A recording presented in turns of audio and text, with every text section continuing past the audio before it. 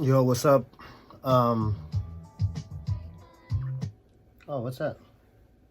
That was a jam. Okay, perfect. Just want to touch base real quick. I was at the Joe Buscaino council person. Joe Buscaino had a press conference at the beach day, Oceanfront Walk, Venice Beach, Oceanfront Walk, and Rose Avenue. I guess he's running for mayor. Anti-Indigenous Day, People's Day. Joe Buscaino, pro-Columbus, which speaks volumes, by the way, about who he is. He had a press conference today. You know, of course, it was just like basically a hater fest for the most part. You know, not to say that a small contingent of the people there do have legitimate concerns about the homeless situation, but the bulk of them are the people who they're very kind of racist, classist people. Been in Venice for a while, some not so long, but a lot of those anonymous profile type people who make a lot of racist comments, whatever. And it was basically like the who's who of anti-black, anti-Indigenous, anti-brown, anti-equity culture and policies here in Venice. And like the whole, like everyone who's been against the church or opposing the church for a while, Barry Casili, George Francisco, Venice Chamber, who else? Jamie Page, Venice Neighborhood Council, Venice Current, SEMA, again, who else? Carl Lambert, like I said, the who's who of displacement and gentrification, the same people who complain about the crime at the same time they displace and, reinforce cultures of equity, and so, anyway, that's what they were, and they had these signs saying, "Save Us Joe," just like white signs, "Save Us Joe," real big, and it's kind of spooky. Like I said, just kind of being who they are already, these kind of NIMBY gentrifiers, and it kind of had it kind of reminded me of those like fundamentalist, weirdo Christian fundamentalists that love Trump and think he's like there to save America and whatever else. Just where they ascribe some type of like spiritual, religious figure, essence to Trump. That's how it was for that. Save Us Joe. Like, are you that stupid that you think a politician is gonna save you? It's just really, But again, that's there's a lot of dynamics to speak about. But like, I'm gonna try to keep it simple. But Save Us Joe. Like, because he's he's pro police and all that stuff too. So, but anyway, so he was like alleged someone tried to stab him. Supposedly, that's the narrative you're gonna hear in the media. I don't know that anybody tried to stab him. I know I was there.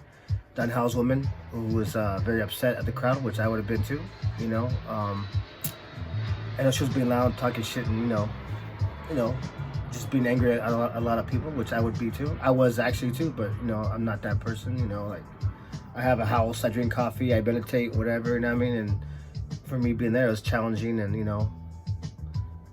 I feel like I want to sock someone. I feel like I want to hit somebody, like, and that's not even my style. That's not even like, that's something I would do like strategically or even like just, anyways, but like, so it wasn't hard to provoke an in-house person and make a scene. That's what they came for too. Joe Buscaino, I forgot his assistant Trujillo, something. I don't know. I was reading some internet stuff on Twitter. But basically, they were expecting, that they were trying to provoke. They were trying to have a spectacle so they can use it for their media, whatever. Like, so it wasn't hard to go to, right next to an encampment and then talk all the shit about police and whatever, and with a bunch of, bougie ass fucking, jerks, and rile people up. That wasn't, like, what were you really expecting?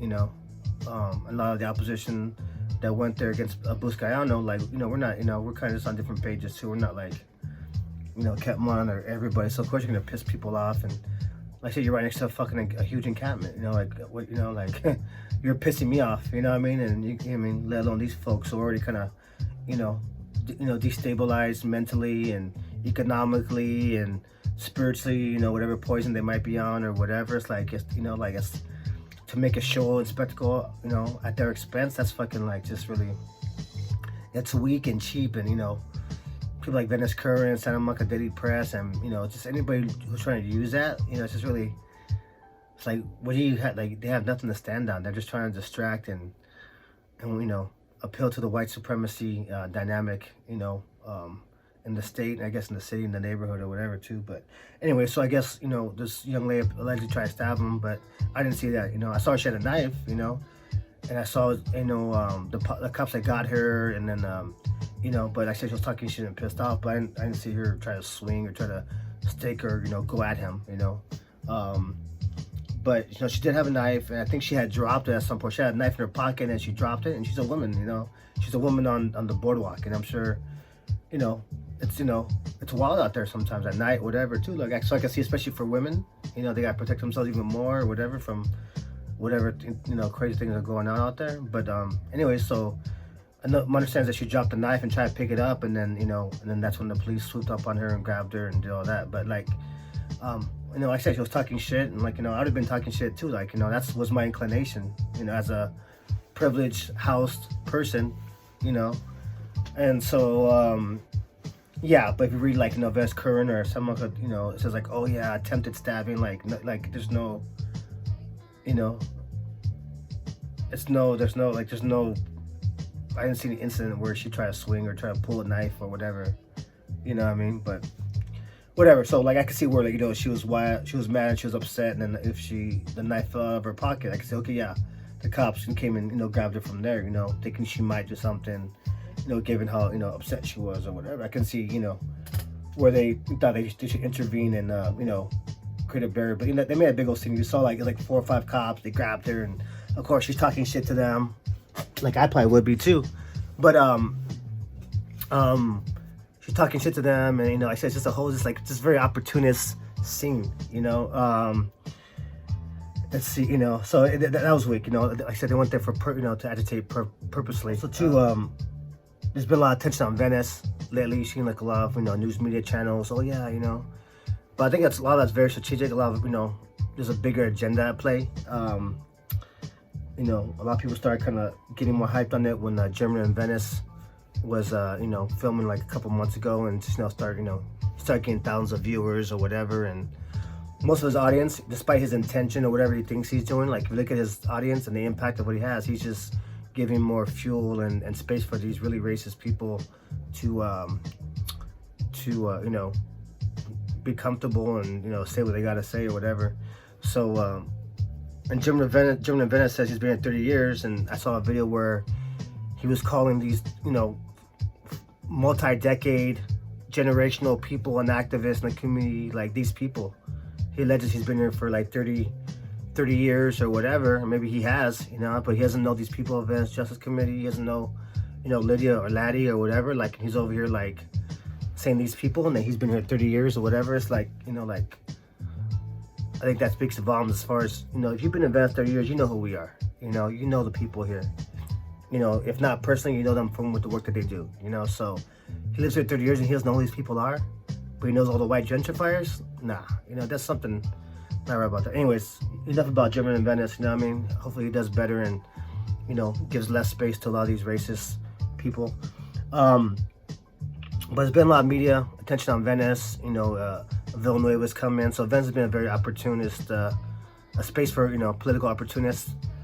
Villanueva, of course, saying he's doing this and that, but of course, I think a lot of that is distraction from addressing the own, killer gangs in his own sheriff's department. If he was as passionate about the homeless situation in Venice, which is not his jurisdiction, by the way, if he was as passionate as he was about that, about bringing his crew to justice and restoring some integrity to his department and to his the sheriff's department, whatever, too, like, it wouldn't seem so opportunist and fake, but he's not. So and I think a lot of it is a lot of the attention too, like there's a lot of context missing. People, you see these titles like Venice residents, Venice locals, like these locals are people who like some of them might have been here for a while, but they're all essentially gentrifiers, the bulk of them. You'll be hard pressed to find any kind of Venice natives on there. Maybe 1 or 2, among the 300 of them or something like that. But they're very few. There's no real locals, or they're all gentrifiers. They're all people who push the gentrification, real estate sector type people. There's a lot of context missing from those videos that they're making. These news, they're not giving the history of gentrification, redlining, one of the oldest Black and brown communities in Los Angeles right here. Redlining, gang injunctions, gentrification.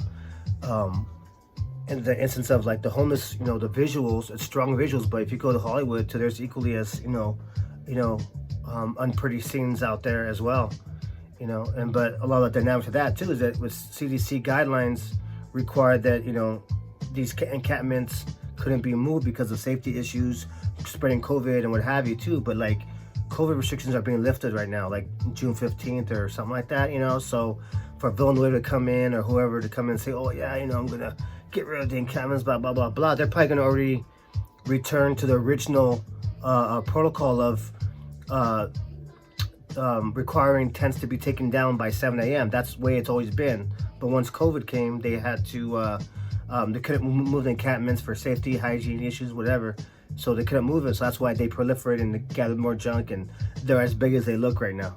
It's because of that. It's because of CDC, health, COVID restrictions and guidelines. That's what it is. It's not because Mike Bond doesn't want to enforce the law, and but that's the narrative you're gonna hear. Conveniently left out of Jeremy and Venice's videos or any other videos of these people talking about homelessness and these videos and stuff like that. So and so of course things are gonna people get comfortable, the encampments get larger, so of course stuff's gonna happen. There's a lot of people, they have mental health issues, they're down and out, whatever, they get caught up in whatever poisons are around, available in any city, in any town, and so of course they're gonna get caught up, and things are not gonna be pretty, especially with poverty and whatever else. And you do got a lot of these NIMBYs harassing them too. It's not really a lot of people out here helping them, and a lot of these agencies, they're not very helpful. They're very kind of superficial. They just have to kind of like suck up the money, the Triple H money and all that, whatever, to all of them. Not say all of them, but like there's definitely some accountability that needs to be held as far as all these homeless service providers. There's a lot, there's a lot of complicitness in the issue, homelessness, proliferation with them as well. St. Joseph's being one of them. Anyway, so a lot of context left out of these videos. And I think it has to do more with also that and like defund the police, racial justice type of initiatives.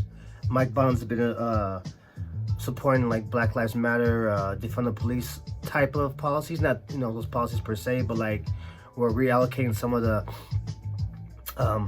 billions and billion dollars that LAPD gets or law enforcement gets and allocating it to resources, be it homelessness or youth programs or things of that nature. Because studies show that the safest communities are the ones with the most resources and the most opportunities, not the ones with the most police. Police are just there to protect white people, capitalists, money, etc.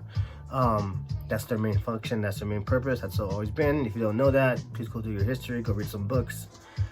And so it feels like there's like a kind of a right-wing kind of like strategy, like they're using local media, and other media that might have more of a right side leaning, because him, Gascon's, taking on the this unfair justice system, so they're saying that he's making more crime or whatever, and there's no data to prove that. There's no data to show that, he's causing more crime because of his policies or whatever he's trying to change with, the